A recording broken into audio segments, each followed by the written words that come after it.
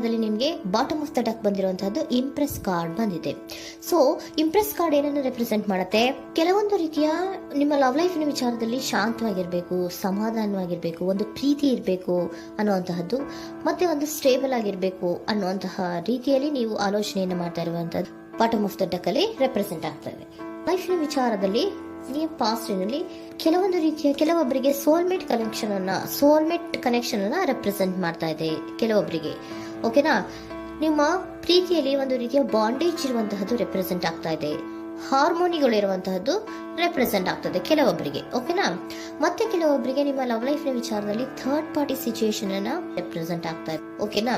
Third party situations ಅನ್ನ represent ಮಾಡ್ತದೆ near ಪಾಸ್ಟಿನಲ್ಲಿ ನಿಮಗೆ. ನೆಕ್ಸ್ಟ್ ಕಾರ್ಡ್ ಬಂದಿರುವಂತಹದ್ದು ಪೇಜ್ ಆಫ್ ಸೋರ್ಟ್ಸ್ ಬಂದಿದೆ. ಥರ್ಡ್ ಕಾರ್ಡ್ ಬಂದಿರುವಂತಹದ್ದು ಯಾವುದು? ನಿಮಗೆ ಪೇಜ್ ಆಫ್ ಸೋರ್ಟ್ಸ್ ಬಂದಿದೆ. ಸೊ ಕ್ಯೂರಿಯಾಸಿಟಿ ಇದ್ದಂತಹ, ನಿಮ್ಮ ಲವ್ ಲೈಫಿನ ವಿಚಾರದಲ್ಲಿ ಒಂದು ಕ್ಯೂರಿಯಾಸಿಟಿ ಇದ್ದಂತಹ, ಒಂದು ರೀತಿಯ ಬಾಂಡೇಜ್ ಇದ್ದಂತಹ, ಸ್ವಲ್ಪ ನೀವು ಮಾತಾಡಿರುವಂತಹ ಸಾಧ್ಯತೆಗಳು ರೀಸೆಂಟ್ ಪಾಸ್ಟ್ ನಲ್ಲಿ ರೆಪ್ರೆಸೆಂಟ್ ಆಗ್ತಾ ಇದೆ.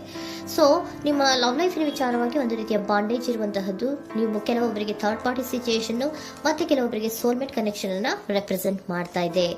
ಮತ್ತೆ ನಿಮ್ಮ ಲವ್ ಲೈಫಿನ ವಿಚಾರದಲ್ಲಿ ನೀವು ಮಾತಾಡಿರುವಂತಹದ್ದು ಕೂಡ ಕೆಲವೊಂದು ರೀತಿಯ ಮಾತುಕತೆಗಳು ಆಡಿರುವಂತಹದ್ದು, ಹೊಸ ಐಡಿಯಾಗಳನ್ನ ಮಾಡಿರುವಂತಹದ್ದು ಇಲ್ಲಿ ರೆಪ್ರೆಸೆಂಟ್ ಆಗ್ತದೆ. ಮೇ ಬಿ ನೀವು ಫ್ರೆಂಡ್ಸ್ ಗಳ ಮೂಲಕ ನೀವು ನಿಮ್ಮ ಪರ್ಸನ್ ಅನ್ನ ಭೇಟಿಯಾಗಿರಬಹುದು. ಯಾವುದೋ ಕೆಲವೊಂದು ಫಂಕ್ಷನ್ ಗಳಲ್ಲಿ ನೀವು ನಿಮ್ಮ ಪರ್ಸನ್ ಅನ್ನ ಭೇಟಿಯಾಗಿರುವಂತಹ ಸಾಧ್ಯತೆಗಳು ಇದೆ ಅನ್ನೋದನ್ನ ನಿಮ್ಮ ಪಾಸ್ಟ್ ನಲ್ಲಿ ರೆಪ್ರೆಸೆಂಟ್ ಮಾಡ್ತಾ ಇದೆ.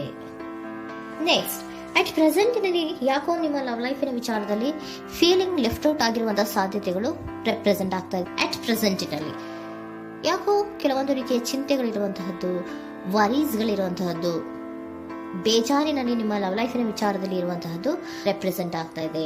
ಯಾಕೆ ಅಂದ್ರೆ ನಿಮ್ಮ ಲವ್ ಲೈಫಿನ ವಿಚಾರವಾಗಿ ಕೆಲವೊಂದು ರೀತಿಯ ಬದಲಾವಣೆಗಳಾಗ್ತಾ ಇರುವಂತಹದ್ದು ರೆಪ್ರೆಸೆಂಟ್ ಆಗ್ತಾ ಇದೆ. ಯಾಕೋ ಕೆಲವೊಂದು ಚೇಂಜಸ್ಗಳಾಗ್ತಾ ಇರೋದ್ರಿಂದ ನೀವು ಬೇಜಾರಿನಲ್ಲಿ ಇರುವಂತಹದ್ದು. ನಿಮ್ಮ ಲವ್ ಲೈಫಿನ ವಿಚಾರವಾಗಿ ಯಾಕೋ ಪರಿಸ್ಥಿತಿಗಳು ಅಷ್ಟು ಚೆನ್ನಾಗಿಲ್ಲದೆ ಇರುವಂತಹದ್ದು ರೆಪ್ರೆಸೆಂಟ್ ಆಗ್ತಾ ಇದೆ. ಯಾಕೋ ಕೆಲವು ಬದಲಾವಣೆಗಳು, ಚೇಂಜಸ್ಗಳು ಆವಾಗಿಂದ ಆವಾಗಲೇ ಆಗ್ತಾ ಇರುವಂತಹದ್ರಿಂದ ನಿಮಗೆ ಬೇಜಾರಾಗಿರುವಂತಹದ್ದು ರೆಪ್ರೆಸೆಂಟ್ ಆಗ್ತಾ ಇರೋದು. ಮತ್ತೆ ಥರ್ಡ್ ಕಾರ್ಡ್ ಬಂದಿರುವಂತಹದ್ದು ಕ್ವೀನ್ ಆಫ್ ವ್ಯಾಂಡ್ಸ್ ಬಂದಿದೆ. ಸೊ ಕ್ವೀನ್ ಆಫ್ ವ್ಯಾಂಡ್ಸ್ ಏನಕ್ಕೆ ನಿಮಗೆ ಪದೇ ಪದೇ ಚೇಂಜಸ್ಗಳಾಗ್ತಾ ಇದೆ? ಆ ಚೇಂಜಸ್ಗಳಿಂದ ಯಾಕೋ ಕೆಲವೊಂದು ರೀತಿಯ ವೇರಿಯೇಷನ್ಗಳು ಆಗ್ತಾನೆ ಇರೋದ್ರಿಂದ ನಿಮಗೆ ಬೇಜಾರಾಗ್ತಾ ಇದೆ. ಸೊ ಅದಕ್ಕೋಸ್ಕರ ನೀವೇನ್ ಮಾಡ್ತೀರಾ? ಬಹಳ ಧೈರ್ಯವಾಗಿ ಕೆಲವೊಂದು ನಿರ್ಣಯಗಳನ್ನ ಮಾಡುವಂತಹ ಸಾಧ್ಯತೆಗಳು ಅಟ್ ಪ್ರೆಸೆಂಟ್ ನಲ್ಲಿ ರೆಪ್ರೆಸೆಂಟ್ ಆಗ್ತಾ ಇದೆ.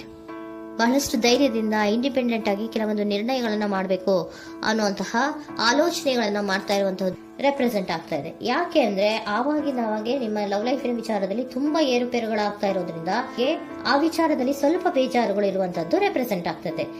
ಇನ್ ಇಮಿಡಿಯೇಟ್ ಫ್ಯೂಚರಿನಲ್ಲಿ ಯಾಕೋ ನೀವು ಕೆಲವೊಂದು ವಿಚಾರಗಳಲ್ಲಿ ನೋಡಿ ಆತಂಕ ಪಡ್ತಾ ಇರುವಂತಹ, ಎಗೇನ್ ಬೇಜಾರನ್ನ ಪಡ್ತಾ ಇರುವಂತಹದ್ದು, ನಿದ್ರಾಹೀನತೆಯನ್ನ ಮಾಡ್ಕೋತಾ ಇರುವಂತಹದ್ದು, ಸ್ಟ್ರೆಸ್ಸಿನಲ್ಲಿ ಇರುವಂತಹದ್ದು ರೆಪ್ರೆಸೆಂಟ್ ಆಗ್ತಾ ಇದೆ. ಕೆಲವೊಂದು ನಿರ್ಣಯಗಳನ್ನು ತಗೊಳ್ಳುವಂತಹ ಸ್ಟ್ರೆಸ್ಗಳಲ್ಲಿ ಇರುವಂತಹದ್ದು ಕೆಲವೊಬ್ಬರಿಗೆ ಯಾಕೋ ಇಮಿಡಿಯೇಟ್ ಫ್ಯೂಚರ್ ನಲ್ಲಿ ಕೂಡ ರೆಪ್ರೆಸೆಂಟ್ ಆಗ್ತಾ ಇದೆ. ಆದ್ರೆ ಫ್ಯೂಚರ್ ನಲ್ಲಿ ನೀವು ಏನ್ ಮಾಡ್ಬೇಕಾಗಿತ್ತು? ಸೊ ಕ್ವಿಕ್ ಥಿಂಕಿಂಗ್ ಅನ್ನ ಮಾಡ್ಬೇಕಾಗಿತ್ತು. ಕೆಲವು ವಿಚಾರಗಳ ಬಗ್ಗೆ ನೀವು ಫೋಕಸ್ ಅನ್ನ ಮಾಡ್ಬೇಕಾಗಿತ್ತು.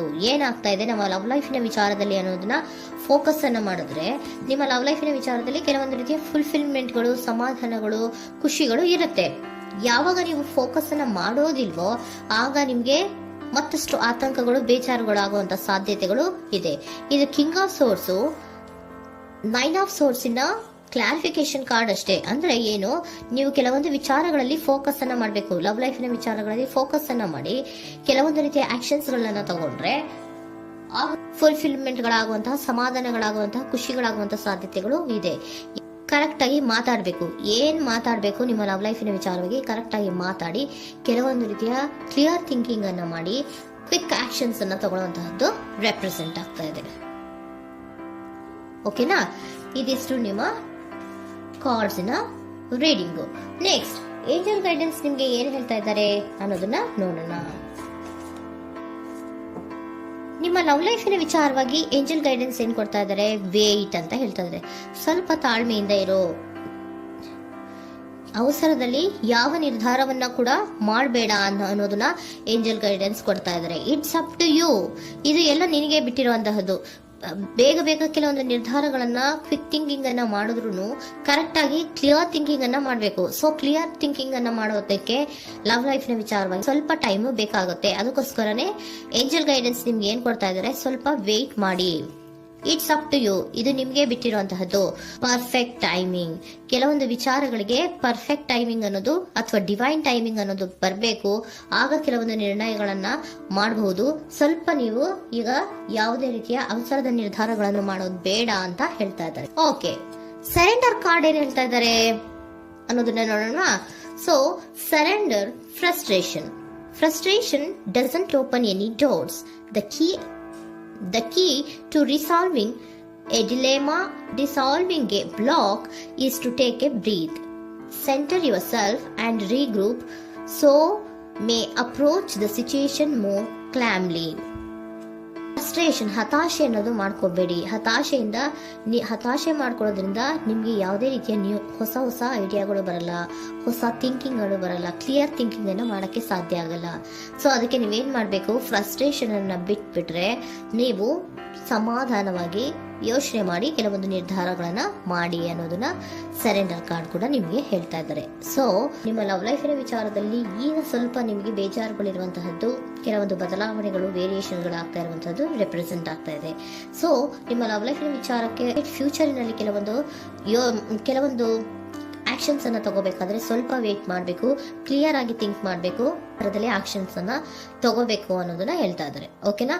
ಆಗ ಮಾತ್ರ ನಿಮ್ಗೆ ನಿಮ್ಮ ಎನರ್ಜಿಯಲ್ಲಿ ಏನ್ ಶಾಂತತೆ ಬರಬೇಕು ಅಂತ ಹೇಳ್ತಿರಲ್ಲ, ಆ ಶಾಂತತೆ ಏನ್ ಬರಬೇಕು, ಲವ್ ಲೈಫಿನ ವಿಚಾರವಾಗಿ ಶಾಂತತೆ ಯಾವಾಗ ಬರುತ್ತೆ ಅಂದ್ರೆ ನೀವು ಕ್ಲಿಯರ್ ಥಿಂಕಿಂಗ್ ಅನ್ನ ಮಾಡಿದಾಗ ಮಾತ್ರ ಬರುವಂತಹದ್ದು ಅನ್ನೋದು ಕಾರ್ಡ್ಸ್ ಗಳಲ್ಲಿ ರೆಪ್ರೆಸೆಂಟ್